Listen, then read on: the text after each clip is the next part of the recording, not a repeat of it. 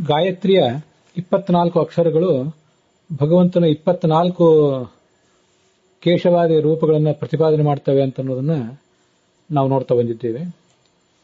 ಅದರಲ್ಲಿ ಈ ಹಿಂದೆ ನದವರೆಗೆ ಧಿಯೋಯೋ ನಃ ನ ಎಂಬುದು ಅಚ್ಯುತ ಎಂಬ ಭಗವಂತನ ರೂಪವನ್ನು ಹೇಗೆ ಪ್ರತಿಪಾದನೆ ಮಾಡ್ತದೆ ಅಂತ ಅನ್ನೋದನ್ನ ನೋಡಿ ಮುಗಿಸಿದ್ದೇವೆ. ಮುಂದಿಗೆ ನಾವು ನೋಡಬೇಕಾದದ್ದು ಪ್ರಚೋದಯಾತ್, ಇಷ್ಟು 4 ಅಕ್ಷರಗಳು.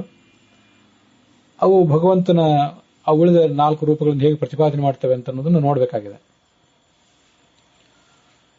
ಪ್ರ ಅನ್ನುವುದು ಪ್ರಕೃಷ್ಟ ಅನ್ನೋ ಅರ್ಥವನ್ನ ಹೇಳ್ತದೆ. ಪ್ರ ಅಂದ್ರೆ ಪ್ರಕೃಷ್ಟ, ಶ್ರೇಷ್ಠವಾದದ್ದು. ಜನಾರ್ದನ ಅಂತ ಶಬ್ದ ಇದೆಯಲ್ಲ, ಜನಾರ್ದನ ಎಂಬ ಶಬ್ದನೂ ಕೂಡ ನಮಗಾಗಲೇ ನಾವು ಹಿಂದೆ ನೋಡಿರುವಂತೆ ಜನರನ್ನ ಅರ್ಧನ ಮಾಡುವವನು, ಅಂದ್ರೆ ನಾಶ ಮಾಡುವವನು ಅನ್ನೋ ಅರ್ಥವನ್ನು ಹೇಳ್ತದೆ. ಅರ್ಧಯತೀಚ ಸಂಸಾರೆ, ಆಚಾರ್ಯರು ಗೀತಾ ಭಾಷ್ಯದಲ್ಲಿ ಅದರ ಅರ್ಥವನ್ನು ತೋರಿಸಿದ್ದಾರೆ. ಜನ ಆತನಿಗೆ ಹುಟ್ಟಿಲ್ಲ, ಮತ್ತೆ ಸಂಸಾರದಲ್ಲಿ ನಮ್ಮೆಲ್ಲರನ್ನು ಕೂಡ ಆತ ಅರ್ಧನಕ್ಕೆ, ಪೀಡೆಗೆ ಗುರಿ ಮಾಡ್ತಾನೆ ಅಂತ. ಅದಲ್ಲದೆ ಮತ್ತೊಂದು ಅರ್ಥವನ್ನು ನಾವು ತಿಳ್ಕೊಳ್ಬಹುದು. ಅರ್ಧಯತಿ ಅಂದ್ರೆ ನಮ್ಮೆಲ್ಲರನ್ನು ಕೂಡ ಆತ ಕೆಳಗೆ ಮಾಡಿದ್ದಾನೆ, ಕೆಳಗೆ ಮಾಡಿ ತಾನು ಮೇಲಿದ್ದಾನೆ. ಈ ಕಾರಣಕ್ಕಾಗಿ ಆತನನ್ನ ನಾವು ಜನಾರ್ದನ ಅಂತ ಅನ್ನಬಹುದಾಗಿದೆ. ಜನರು ತನ್ನ ಅಧೀನದಲ್ಲಿರುವಂತಹ ಎಲ್ಲಾ ಜನರನ್ನು ಕೂಡ ಅರ್ಧಯತಿ, ಕನಿಷ್ಠರನ್ನಾಗಿ ಮಾಡಿ ತಾನು ಪ್ರಕೃಷ್ಟನಾಗಿದ್ದಾನೆ. ಅದಕ್ಕಾಗಿ ಆತನನ್ನ ಜನಾರ್ದನ ಅಂತ ವರ್ಣಿಸ್ತಾರೆ. ಇದು ಪ್ರ ಮತ್ತು ಜನಾರ್ದನ ಎಂಬೆರಡು ಶಬ್ದಗಳ ನಡುವೆ ಇರುವಂತಹ ಒಂದು ಸಂಬಂಧ. ಅದು ಅರ್ಧ ಹಿಂಸಾಯಾಮ್ ಅಂತ ಧಾತು. ಹಿಂಸಿಸುವುದು ಅಂದ್ರೆ ಅವ್ರನ್ನ ಕೊಲ್ಲುವುದು ಅಂತಾನೆ ಅರ್ಥ ಅಲ್ಲ, ಅದು ಒಂದು ಅರ್ಥ ಅಷ್ಟೇ. ಅವರನ್ನ ತನಗಿಂತ ಕೆಳಗೆ ಮಾಡುವುದು, ಅವ್ರಿಗಿಂತ ತಾನು ಶ್ರೇಷ್ಠನಾಗಿರುವುದು ಅಂತ ಅದರ ಅರ್ಥ. ಇದು ಆ ಪ್ರ ಮತ್ತು ಜನಾರ್ದನ ಇವೆರಡರ ನಡುವೆ ಇರುವಂತಹ ಸಂಬಂಧ. ಮುಂದೆ ಚೋ, ಮುಂದೆ ಇರುವಂತಹ ಚೋ ಅನ್ನುವ ಅಕ್ಷರ ಉಪೇಂದ್ರನನ್ನ ಹೇಳ್ತದೆ. ಅದು ಚ್ಯುತ ಸಂಚೋದನೆ ಎಂಬ ಧಾತುವಿನಿಂದ, ಚ್ಯುತ ಸಂಚೋದನೆ ಧಾತುವಿಗೆ ಪ್ರೇರಿಸುವುದು. ಅದರ ಲಟ್ಲಕಾರ ಚೋದಯತಿ ಅಂತ ಹೀಗಾಗ್ತದೆ. ಉಪೇಂದ್ರ, ಈ ಭಗವಂತ ಇಂದ್ರ, 8ನೇ ಕಕ್ಷಾದಲ್ಲಿರುವಂತಹ ದೇವರಾಜ ಇಂದ್ರ ಏನಿದ್ದಾನೆ, ಅವನಿಗಿಂತ ಉಪ ಅಂದ್ರೆ ಮೇಲೆ ಇದ್ದಾನೆ. ಉಪ ಅಂದ್ರೆ ಇಲ್ಲಿ ಅವನಿಗೆ ಸಹಾಯಕನಾಗಿರುವಂತಹ ಇಂದ್ರ. ಉಪ ಅಂದ್ರೆ ಯಾವುದನ್ನು ನಾವು ಆಂಗ್ಲ ಭಾಷೆಯಲ್ಲಿ ವೈಸ್ ಅಂತ ಹೇಳ್ತೀವಲ್ಲ, ವೈಸ್ ಕ್ಯಾಪ್ಟನ್ ಮೊದಲಾದ ಕಡೆ ಡೆಪ್ಯೂಟಿ ಅಂತ, ಆ ಥರದ ಅರ್ಥ ಅಲ್ಲ. ಉಪ ಅಂದ್ರೆ ಇಲ್ಲಿ ಇನ್ನೂ ಮೇಲಿರುವವನು ಅಂತ ಅರ್ಥ. ಇಂದ್ರನಿಗಿಂತ ಮೇಲಿದ್ದು ಆತನನ್ನ ಪ್ರೇರಿಸುವವನು. ಹೀಗೆ ಚೋದಯತಿ ಲಟ್ಲಕಾರ, ಅದರ ಸಂಕ್ಷಿಪ್ತ ರೂಪವೇ ಚೋ. ಹೀಗೆ ಇಂದ್ರಂ ಉಪರಿಸ್ಥಿತ್ವ ಚೋದಯತಿ, ಉಪರಿಸ್ಥಿತ್ವ ಮೇಲೆ ಇದ್ದು, ಇಂದ್ರಂ ಚೋದಯತಿ, ಆ ಇಂದ್ರನನ್ನ ಈತ ಪ್ರೇರಿಸುವವನು. ಆ ಕಾರಣಕ್ಕಾಗಿ ಉಪೇಂದ್ರ ಅಂತ ಅವನನ್ನ ವರ್ಣಿಸ್ತಾರೆ. ಇದು ಉಪೇಂದ್ರ ಎಂಬ ಶಬ್ದಕ್ಕೂ ಆ ಚೋ ಎಂಬ ಅಕ್ಷರಕ್ಕೂ ಇರುವಂತಹ ಒಂದು ಸಂಬಂಧ.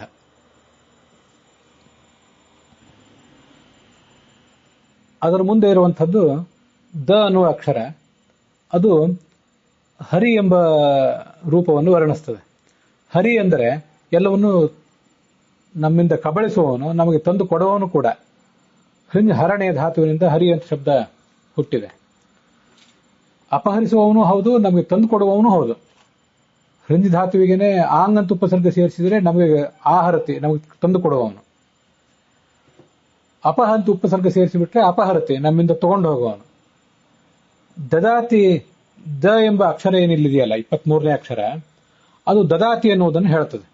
ದದಾತಿ ಇತಿ ದಹ, ನಮಗೆಲ್ಲವನ್ನು ಕೂಡ ಆತ ಕೊಡುವವನು ಸಂಸಾರದಲ್ಲಿ. ಹರತಿ ಎನ್ನುವುದು ಕೂಡ ಸಂಸಾರದಲ್ಲಿ ಆಗಲಿ ಅಥವಾ ಮುಕ್ತಿಯಲ್ಲಿ ಆಗಲಿ ಎಲ್ಲವನ್ನೂ ಕೂಡ ನಮ್ಗೆ ಕೊಡುವವನು ಅನ್ನೋ ಅರ್ಥವನ್ನೇ ವರ್ಣನೆ ಮಾಡ್ತದೆ. ಹೀಗೆ ಸರ್ವಮಪಿ ಸಂಸಾರೇ ಮುಕ್ತವ್ವ ಹರತೆ ಇತಿ ಹರಿಹಿ. ಮುಕ್ತಿಯಲ್ಲಾಗಲಿ ಈ ಜಗತ್ತಿನಲ್ಲಾಗಲಿ ನಮ್ಮ ಅಭೀಷ್ಟಗಳನ್ನು ಈಡೇರಿಸುವವನೇ ಹರಿ. ಅವನೇ ದದಾತೀತಿ ದಹ, ದ ಎಂಬ ಶಬ್ದದಿಂದಲೂ ಕೂಡ ವಾಚ್ಯನಾಗಿದ್ದಾನೆ. ದೋ ಅವಖಂಡನೆ ಅಂತ ಮತ್ತೊಂದು ಧಾತು ಇದೆ. ಅದಕ್ಕೆ ಅವಖಂಡನ ಅಂದ್ರೆ ಕತ್ತರಿಸುವುದು. ದಾನ ಇತ್ಯಾದಿ ಪ್ರಸಂಗಗಳು, ದಾನ ಇತ್ಯಾದಿ ಶಬ್ದಗಳನ್ನು ಹೇಳುವಾಗ ದಾನ ಮಾಡುವುದು ಅಂದ್ರೆ ಕೊಡುವುದು ಅಂತ ಅರ್ಥ ಅಲ್ಲ, ಕತ್ತರಿಸುವುದು ಅಂತನೂ ಅರ್ಥವನ್ನು ಅದಕ್ಕೆ ವರ್ಣನೆ ಮಾಡ್ತಾರೆ. ಆ ದದಾತಿ ಎನ್ನುವ ಧಾತು, ಕೊಡ್ತಾನೆ ಎನ್ನುವ ಧಾತು ಮತ್ತೆ ಕತ್ತರಿಸ್ತಾನೆ ಎನ್ನುವ ಧಾತು ಕೆಲವು ಲಕಾರಗಳಲ್ಲಿ, ಕೆಲವು ರೂಪಗಳಲ್ಲಿ ಸಮಾನವಾಗಿಯೇ ಇದೆ. ದದಾತಿ ಎನ್ನುವುದು ಲಟ್ಲಕಾರ, ಕೊಡುತ್ತಾನೆ ಅನ್ನೋ ಅರ್ಥದಲ್ಲಿ.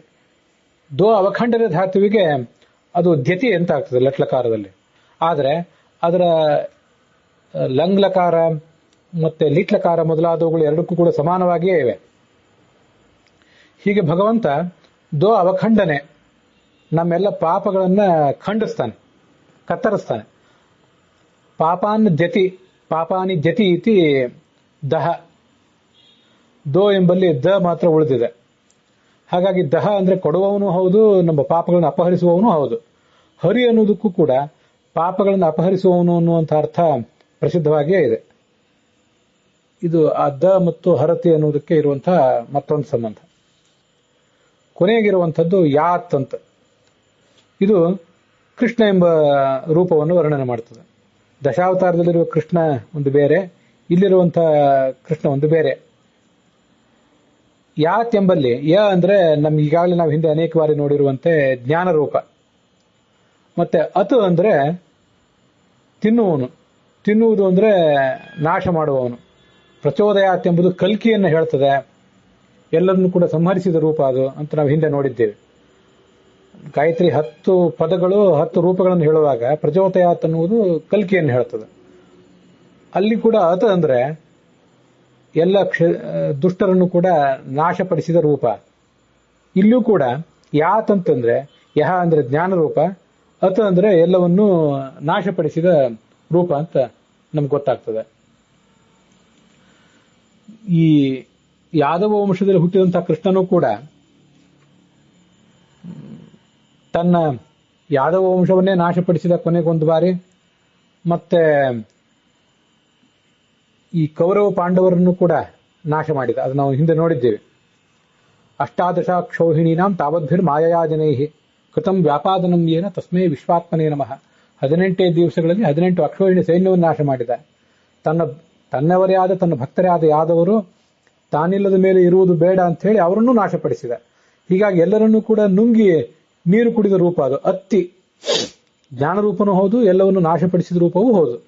ಅದಕ್ಕಾಗಿ ಯಾದವ ಕೃಷ್ಣ 8ನೇ ರೂಪ ಏನಿದೆ ಅದು ಯಾತ್. ಅದರಂತೆ ಅದೇ ರೂಪ ಇದಲ್ಲ, ಇಲ್ಲಿರುವಂಥದ್ದು 24ನೇ ರೂಪಗಳಲ್ಲಿ ಬೇರೆ ಇದ್ದಿದ್ದು. ಆದ್ರೂ ನಾಮ ಸಾಮ್ಯ ಇರುವುದರಿಂದ ಈ ಒಂದು ಅರ್ಥವನ್ನು ವರ್ಣನೆ ಮಾಡಬಹುದು.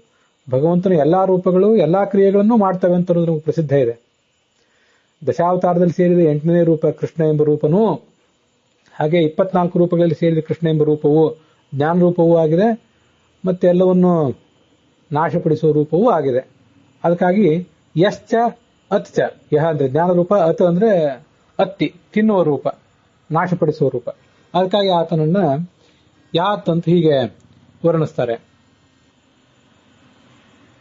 ಹೀಗಿದು ಈ 24ನೇ ಕೃಷ್ಣ ಎಂಬ ರೂಪ ಯಾತ್ ಎಂಬ 24ನೇ ಅಕ್ಷರದಿಂದ ವಾಚ್ಯವಾಗಿದೆ. ಇದು ಆ 24 ಅಕ್ಷರಗಳು 24 ರೂಪಗಳನ್ನು ಹೇಗೆ ಹೇಳ್ತವೆ ಅನ್ನೋದರ ಪೂರ್ಣವಾದಂತಹ ಒಂದು ವಿವರ. ಅದು ಇಲ್ಲಿಗೆ ಸಮಾಪ್ತಿಯನ್ನು ಕಂಡಿದೆ.